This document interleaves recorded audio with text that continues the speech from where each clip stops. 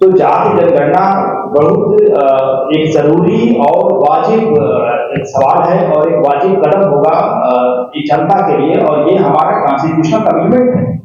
ऐसा नहीं है कि हमारी जो मांग है या 90% बहुत बड़ी आबादी है जिसकी मांग है, ये जेन्युइन है।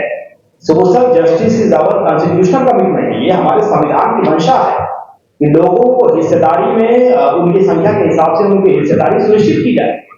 दुनिया के 190 से ज्यादा देश यूनाइटेड नेशन में जो लिस्टेड है, उन देशों में अगर आप देखेंगे तो जो लिबर्टी है, जो उदारीकरण है, उसका स्तर बहुत ही ऊंचा है।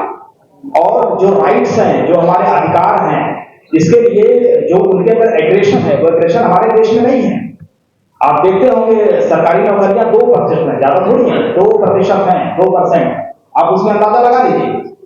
मंडल कमीशन 1980 की जो रिपोर्ट है उसमें 70% नौकरियों में हिस्सा उस वक्त देश के अपर कास्ट का, बाकी अगर देखें अदर बैकवर्ड क्लासेस की तो 13%। तो डेटा साइंस का जमाना है, आर्टिफिशियल इंटेलिजेंस है, मशीन लर्निंग का जमाना है। तो जब हमारे पास कोई डेटा ही नहीं है तो हम सही निर्णय कैसे ले सकते हैं या सही पॉलिसी कैसे बना सकते हैं? बड़ा सीधा सा सवाल है। तो हमारे पास जाति का आंकड़ा होना चाहिए, डेटा होना चाहिए। जातियों में बटा हुआ समाज है तो जाति का आंकड़ा होना चाहिए।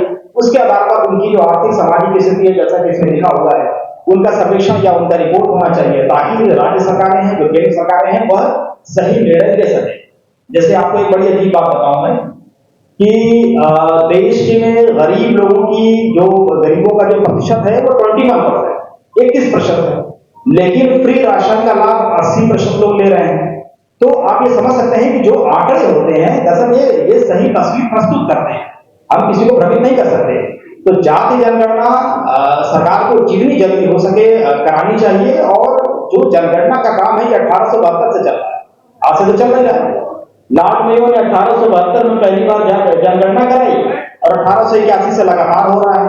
1931 के बाद कोई जाति की जनगणना का कोई रिकॉर्ड नहीं है पब्लिक, जबकि 2011 में यूपीए की गवर्नमेंट थी, इन्होंने जाति जनगणना कराई थी। और ये आशा थी लोगों को कि शायद जातियों के आंकड़े आएंगे और आंकड़े आने के बाद सही निर्णय हो सकेगा। पिछड़ा दलित और अल्पसंख्यक समाज, जो पीडीए, जो कि आजकल चर्चा में भी है, और बहुत आशा है कि जाति जनगणना को लेकर के, जाति जनगणना होने के बाद इस वर्ग को फायदा हो सकेगा, इनके साथ न्याय हो सकेगा और सम्मान और न्याय आपके अधिकार का मोहताज है और अधिकार मिलेगा सीधा सीधा जाति जनगणना के बाद, क्योंकि उसी के बाद हिस्सेदारी तय की जा सकती है। और यह तो एक सामाजिक सुधार का कार्यक्रम है। जाति जनगणना को कराना और उसके हिसाब से हिस्सेदारी को निश्चित करना एक समाज सुधार का कार्यक्रम है। आप देखेंगे तो इस पोस्टर के ऊपर तस्वीर लगी होगी फूले की, अम्बेडकर की, और हम लोग बहुत सौभाग्यशाली हैं कि हमें इस तरह के समाज सुधारक, इस तरह के नेता, इस तरह के चिंतक, इस तरह के दार्शनिक मिले जिन्होंने समाज को लेकर एक सोच पैदा की। अम्बेडकर ना होते तो क्या हमारे पास एक बेहतरीन संविधान होता? फूले ना होते तो क्या हम ये समझ पाते कि पिछड़े वर्ग की जो दुर्दशा है उनको कैसे उससे बाहर निकालें? फूले जी की धर्मपत्नी थी, जिन्होंने 1863 के आसपास में महिलाओं के लिए पहला विद्यालय खोला, सावित्रीबाई फूले। तो हम समझ सकते हैं कि जो हमारी जो समस्या है इसके निदान के लिए और अब जो हिस्सेदारी की बात है उसको वहां तक पहुंचने के लिए जरूरी है कि जाति जनगणना कराई जाए। और पूरे देश इस पर बहस हो रही है। साउथ के बहुत सारे राज्य हैं, मुझे बताने की जरूरत नहीं है, जो रिजर्वेशन को लेकर के उसको संख्या, उसके परसेंटेज को बढ़ाना चाहते हैं और चाहते हैं कि सब तक जो है समृद्धि का वितरण हो। इस पूरी दुनिया में काफी पहले से 200 सालों से इस पर बहस हुई कि जो संसाधन है, चाहे प्राकृतिक हो चाहे जो संसाधन है, उसमें किस तरीके से सबकी भागीदारी सुनिश्चित की जाए। उसका एक टूल है, एक साधन है जाति जनगणना के आंकड़े। ये जब तक नहीं आएंगे देश में सबके साथ न्याय या जो संसाधन है उसका समान बंटवारा निश्चित नहीं हो पाएगा।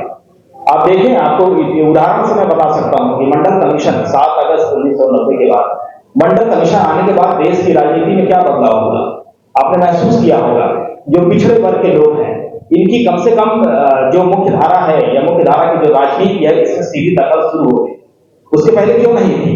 तो जो जब भी कोई सरकार बड़ा कदम उठाती है वंचितों के हक में, गरीबों के हक में, तो उसका सकारात्मक परिणाम होता है।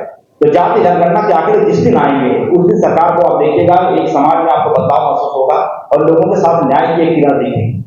तो ये एक वाजिब मांग है और जाति जनगणना को लेकर के ये कार्यक्रम होने चाहिए देश में, राज्यों में और छोटे छोटे लोगों को भी, जैसा कि चमड़िया साहब ने बताया कि इस पर चर्चा होनी चाहिए। और ये हमारा संविधान कहता है कि जनता की जो इच्छा है, जनता की जो मंशा है, उसको कंसीडर करना होगा, उस पर विचार करना चाहिए, ये संविधान कहता है और ये लोकतंत्र की परिभाषा भी है। तो मुझे लगता है कि इसको अनदेखा करना, इसको अनसुना करना ठीक नहीं है। और जाति जनगणना के लिए समाजवादी पार्टी ही क्या, मुझे लगता है कि सारी पार्टी इसके पक्षधर है और इसको लेकर के एकजुट होना चाहिए। और जो गरीबों के लिए, शोषित के लिए, निर्बल के लिए, जो पिछड़े वर्ग के लोग हैं, इनके लिए जिनके अंदर करुणा हो, जिनके अंदर उनके लिए न्याय की भावना है, वही समाजवादी है और वही सच्चा राष्ट्रवादी है। तो इसी के साथ मैं सभी जो आयोजक हैं उनको बधाई देता हूँ इस कार्यक्रम के लिए, बहुत बोलने के लिए मौका दिया। बहुत बहुत धन्यवाद। अगर आपने अभी तक हमारा चैनल सब्सक्राइब नहीं किया है तो सब्सक्राइब करें और घंटी का बटन बिल्कुल भी दबाना ना भूलें ताकि सभी लेटेस्ट खबरें पहुंच सकें आप पे सबसे पहले।